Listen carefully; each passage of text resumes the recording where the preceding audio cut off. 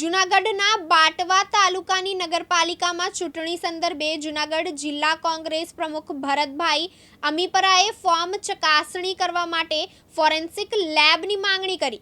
નમસ્કાર। તો ભાજપની ભવાઈ બાટવા નગરપાલિકાની ચૂંટણી સંદર્ભે આજે ફોર્મ ચકાસણી હતી, પણ અમારા કોંગ્રેસના ઠેકેદારો અંદાજે 10 જણા એવા સોગંદનામા રજૂ કરી ગયા કે ભાઈ આમાં અમારી સહી ઠેકેદારમાં નથી, એટલે તો એને ખબર કેમ પડી કે મેં સહી કરેલી છે? એ પણ એક બહુ મોટી વાત છે।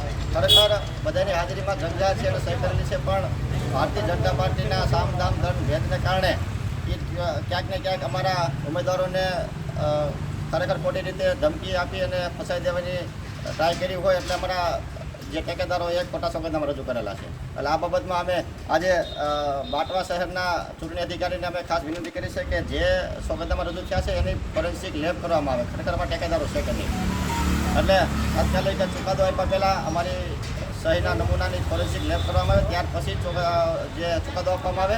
બીજું કે ખોટું સોગંદનામું કરવું એ પણ એક કાયદાકીય રીતે ગુનો બને છે, એટલે તાત્કાલિક ચૂંટણી પંચને અમારી વિનંતી છે કે આ અમારી અરજીને ગ્રાહ્ય રાખી અને એ મુજબ ચુકાદો આપે। જય હિન્દ, જય ભારત। મહેશ કથિરિયા, દિવ્યાંગ ન્યૂઝ, જૂનાગઢ।